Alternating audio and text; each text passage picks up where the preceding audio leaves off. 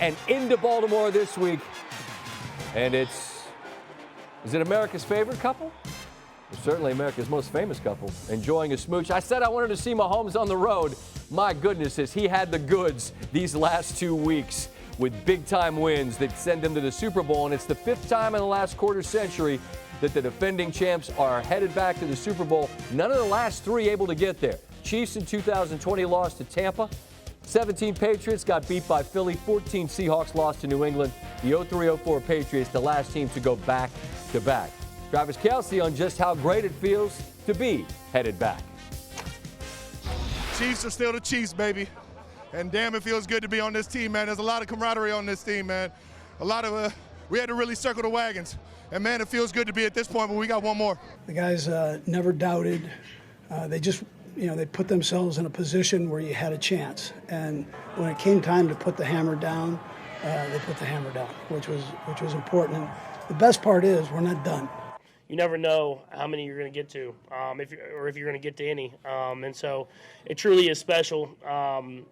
Just to do it with these guys after what we've been through all season long, the guys coming together, it really is special. But I told them, the job's not done. Our job now is to prepare ourselves to play a good football team in the Super Bowl and try to get that ring.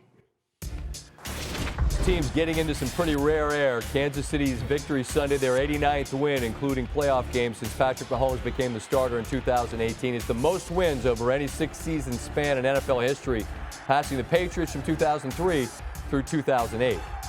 14 of the 89 wins have been in the postseason. That's another all-time record, breaking a tie with legendary dynasties, the Steelers in 74 through 79 and the Patriots from 13 through 18.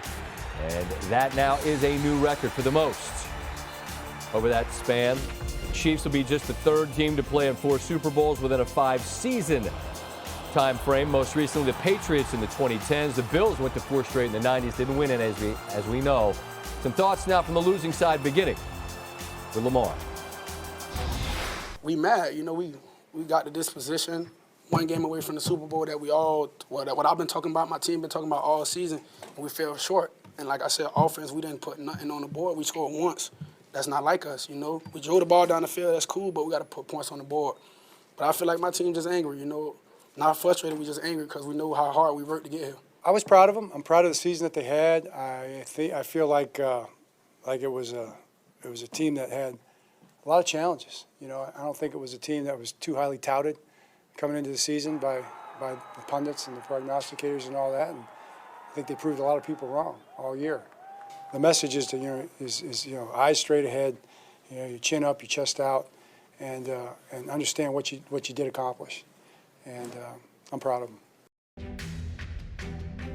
Second week in a row, Baltimore pitches a shutout in the second half, but unlike last week with the Texans, it doesn't add up to a victory.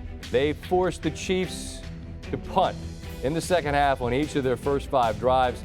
You do that in a conference title game, normally you win. The last team to do that in a conference title game and not emerge victorious, the Jets in Pittsburgh in 2010. Tim Hasselbeck with us, as he is every Sunday, to recap this one. We'll give Kansas City their flowers in a minute. You look on the Baltimore side, bunch of turnovers, some uncharacteristic penalties. Felt like there's a lot of stress that revealed itself throughout this game. But at the end of it, they look back at this game plan and try to figure out what happened and what went wrong. What's the answer? I think they're going to not love their plan, I think, is ultimately what they'll see. Now, I think some of it is, look, if you look at the number of running back carries they had, just 6 carries for their running back. Like, that's not a Ravens offense. It just isn't.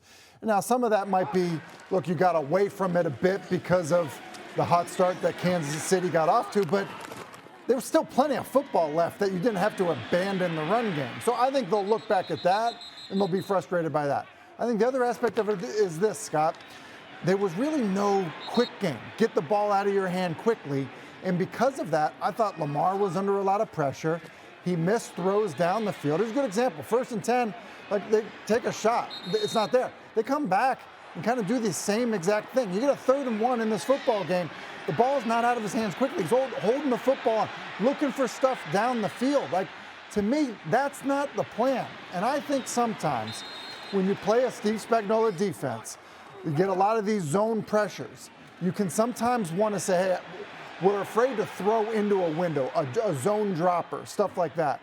But I think the plan of holding on to the football and trying to shoot it down the field, it clearly did not work. The plays you showed, it felt like you could have showed 15 more. I mean, how often did it feel that Jackson dropped back, looked, and just had nowhere to go with the football, and then didn't really have anywhere to go if he took off running? That's all the credit to Steve Spagnuolo.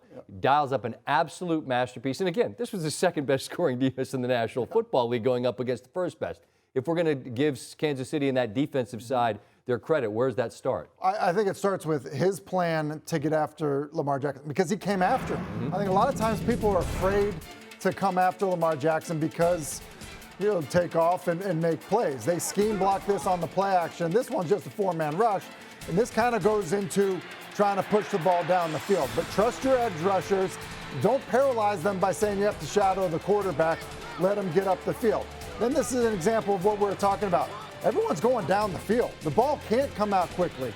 Because of that, you bring pressure. You got a guy like Chris Jones, you can get home. Third down. Again, now bringing pressure. Get a matchup that you like on your back to win quickly, and now all of a sudden you got a free runner on Lamar Jackson again, ball not coming out quickly. So I thought that really, in terms of, we've talked a lot about Todd Monken. He did a good job throughout the entire year. Listen, they get paid to coach on the other side as well. I think Spags got the better end of this one. All right, we'll have you back a bit later with a first look at our Super Bowl matchup. Only 2 weeks to go to discuss that. Just empty the bag. Give us the best stuff. All right. Speaking of Spags, let's tip the cap here. He'll be appearing in his 5th Super Bowl as a DC, which will match Hall of Fame coach Dick LeBeau for the most Super Bowl appearances by a defensive coordinator. LeBeau went 2-3 in those 5 Super Bowls with the Steelers and Bengals.